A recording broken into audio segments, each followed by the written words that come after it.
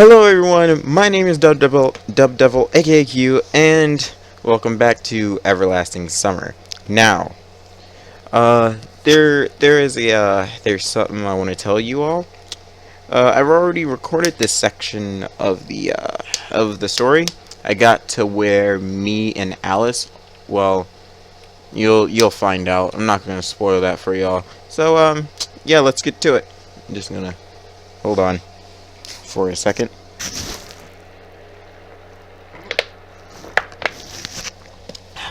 Just drinking water. I swear to you that's not alcohol. Because of goddamn OBS. No, seriously, it was alcohol. I mean, seriously, it was water. Some people were chasing me. Or maybe they weren't people, but fuzzy black blots with a hellish landscape in the background. I ran, stumbling over something, having no air to breathe. My whole essence was overtaken by primal fear and terror.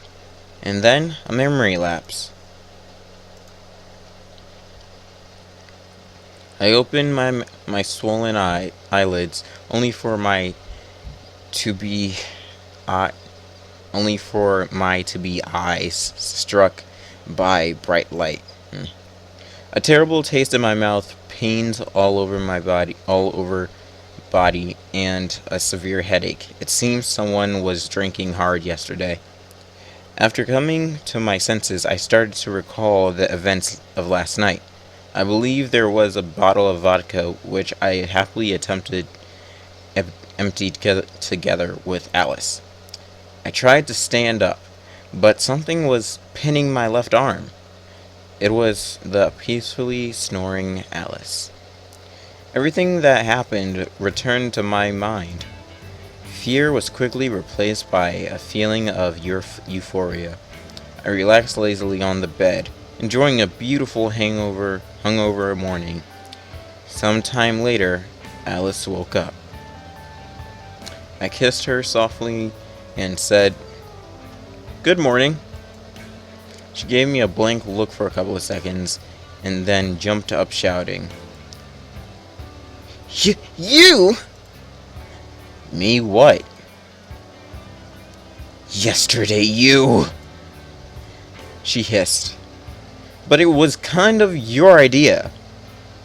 I was drunk! So was I. What can you do? Alice was fiercely looking at me, but then calmed down and sat beside me. Alright, whatever happened, happened. Yeah, you sure? I got up and tried to hug her. Don't, she whispered, blushing. Why?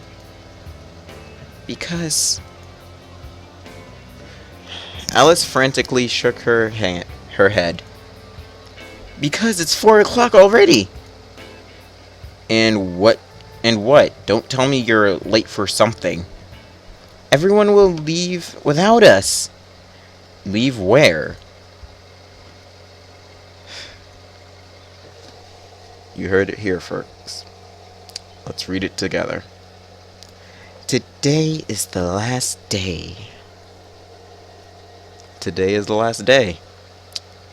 Which means this episode is going to be longer than any other days. The last day of what? I asked, completely confused. The last day of the term. What?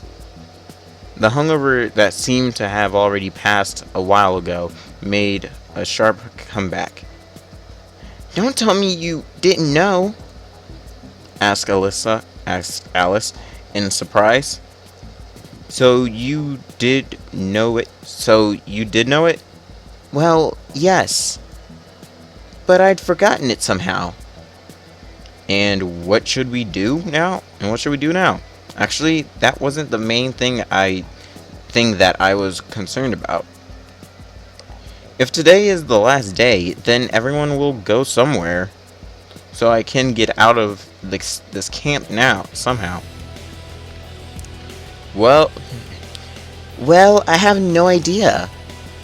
Maybe you can still make it. I jumped out of the bed and started dressing quite quickly. Plus, I like this song. It was difficult as my coordination was badly disturbed by yesterday's lavish indulgence. What are you waiting for?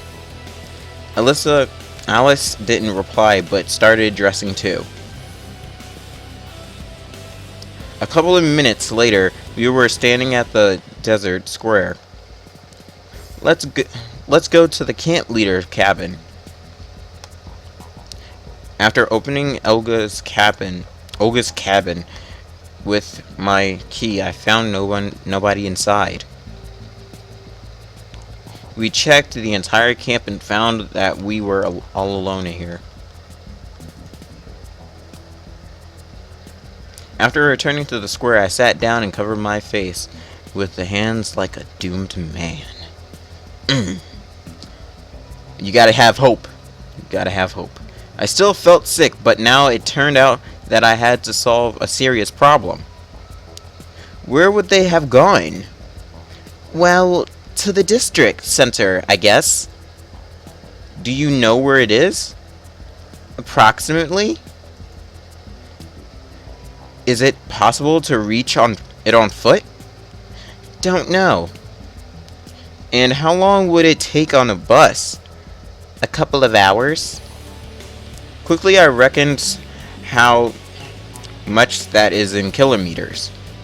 Taking it into consideration the quality of the Soviet motor car industry and Soviet roads, one could presume that it is quite possible to reach it on foot, provided that Alice knows the exact direction. Moreover, in my situation, it's not easy to decide on such steps. But we can't stay here either. Alone without food and deserted pioneer camp? In real life, it would be a definitely bad idea, and I had no other choice but to go treat everything happening as reality. Let's go. Where? To the district center. Are you mad? You'd prefer to stay here? Sure. They'll notice that we're missing and we'll return. Don't you think it's odd that they didn't notice it during departure? Well, yeah, but... She started to think. But to go somewhere all on our own? But you said you knew the direction. I do. She agreed without confidence. So, what's there to think about? Maybe we'll encounter some local buses on the way. I don't really believe that myself, but if there is an exit from this camp, this idea seems quite solid. Yeah, hopefully. I don't know. As you say... She prattled on confusedly. Oh, man. Confusedly. Then start packing your stuff. Meet me here in a half an hour. I ran towards Olga's cabin. Yes, not much to pack. I tossed my warm clothes into a bag and I was about to go when an interesting thought crossed my mind. What would I actually need them for? It doesn't seem to be late summer, so what's the point of dragging unnecessary weight along? Especially since I don't know how far I have to walk. After reasoning that one could survive such weather without a coat and warm boots, I shoved my cell phone with its dying battery into my pocket and went to the square. I had to wait at least 20 minutes for Alice. My hangover seemed to ease a little, so I could better focus on the previous night. What does she really mean to me? Was it just drunken sex or something more? Naturally, I can't speak for Alice. It's difficult even to speak for myself. I began to remember the course of my acquaintance with her, how she teased and mocked me at first, her arrogance and self-confidence. It was more than compensated for by the tenderness of last night. It was already clear that she is not the person she wants to seem like. But what kind of person is the real Alice? And do I have any feelings for her? I do feel sympathy, a sort of affection, but is there something more? My reflections were interrupted by Alice. "Here, take it." She held out a huge backpack to me. "What's this?" I asked scriptedly. "My stuff." "Why so little?" "I bought it as much as I could fit." "Look, we don't know how far we have to go. Maybe you can take only the most necessary things." "So what? I just have to throw it away? Leave it here?" Alice sniffed. Firstly, I couldn't understand why she even has that much stuff, and secondly, what's so valuable in there? But the chivalrous duty of carrying it is mine, isn't it? "Of course." She smiled archingly. God damn it, Alice. I evaluated how much it would weigh. About 10 kilos, I guess. I can carry that for a few kilometers, but not much further than that. You do understand that we'll not get very far with it. "Well, we'll do our best." "You mean I can throw something out later?" "We'll see," she answered with her eyes flashing slyly. "Okay, I'm taking you at your word. After all, as I have to carry it, I have the right to throw things out of it." And so our journey began. It took me at least an hour to start getting tired. I would never have thought that I possessed such stamina. Either the backpack was easy to carry, or last night's exercise had trained my muscles. I stopped on the roadside and threw Alice's belongings to the ground. "What are you doing?" She was clearly resentful. "Do you want to carry it yourself?" "Of course not." "In that case, I need to rest." Naturally, the most rational decision was to get rid of most of the stuff, keeping only the most necessary things, but I couldn't bring myself to such drastic measures. "You've been keeping silent for the whole time." Alice was staring vacantly down the road that resented into the distance. "What is there to talk about?" "Don't know. But you're behaving as if nothing happened." "Did something happen?" she asked absent-mindedly. "Well, you know..." "Had enough rest? Then let's go." "Look at this. I just sat down and talked for like a couple of minutes, and then she says, 'Let's go.' Like it was like 2 minutes." Alice began to quickly walk away from me. "Hey, wait a minute!" I shouldered the backpack and ran after her. We've been traveling in the silence for some time, with Alice slightly ahead and me behind. I had no idea how to start a conversation. Yeah, me neither. I tried. I sucked at it. She seems to be giving out obvious hints that the night's events were one big mistake. Well, besides my friends, I can start conversations. At least it seemed so to me. Though my though from my point of view, what happened was meant to happen. For the last few days in the camp, I'd definitely been attracted to Alice, and I believed she was attracted to me as well. In that case, what's the problem? Maybe she doesn't want it to be just a one night stand. You know, she turned and looked at me. If I did something wrong, you did nothing wrong. But it's just turned out this way. So it was just an accident? I didn't say that. Then what did you say?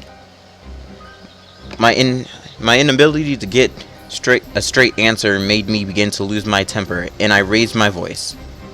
You're just giving me hints. Ambiguous. Hey, what? Ambiguous. Man, wow. Reading. What's words? What about straightforwardness and security? You weren't like this before. People tend to change. She slowly paced forward. Change? You call this change? You are a completely different person now, just like Luna, really? Man, Alice stopped, but didn't turn. Don't compare. Got it? Don't compare me with her. She spoke quietly, but there was rage in her voice. What? I was somewhat taken back. You blame me for everything, but what about yourself? You're constantly looking at her. Even now, you managed to see her in me. Wait, what? Why did you come yesterday then? You could have gone to her. You did know. Did know what? Did know that I was waiting for you. It seemed that making the confession was a hard decision for Alice, but at first I assigned little significance to her words. Well, you yourself told me to come yesterday, so This isn't about that. Alice burst into sobs and covered her face with her hands. I was completely taken aback. I still didn't get what she's hinting at, so it was impossible to talk normally. Sorry. Forgive me. Stop apologizing! But if I said or did something wrong, so what's the point of apologizing if you already did? Better to behave yourself from the beginning. But I don't know how. Alice looked up at me. There was so much sorrow in her gaze that I couldn't bear it and turned away. We stood like that for some time. Soon she seemed to pull herself back together. Okay, forget it. Let's move on. Naturally, I couldn't forget it even if I wanted to, but I had nothing to say anyway. Anyway, so I followed her in silence. Ellipses. The sun was slowly moving below the horizon. I was immersed in thoughts and even forgot about that heavy backpack on my back. I had to say something. Do something. Alice is expecting me to. At least a few words. But what should I begin with? I'd gotten used to everything in my life being quite simple. Any task seemed to be already finished after only a few steps. Instead of considering the long way to my goal, I immediately started to think about the results, enjoying an achieved story. Moreover, I doubt I'd have to face a situation like this in the real world. Obviously, for a long time I dreamed about a person who could care about me. But right now, such a person is in front of me, and yet I feel nothing. And I can't tell Alice either yes or no, just because I don't know what will happen next. Meanwhile, it got dark. I guess we should make a camp for the night. There's not that much left to go. Are you sure? And even if that's so, it's better to travel during the daytime. You know best, she answered coldly. We stopped at the edge of the wood. At the edge of a wood. Got anything useful in here? In there? I pointed at the backpack. Have a look. Mainly footwear and clothes were there, but on the bottom I found a magazine and a box of matches, quite enough to light a fire.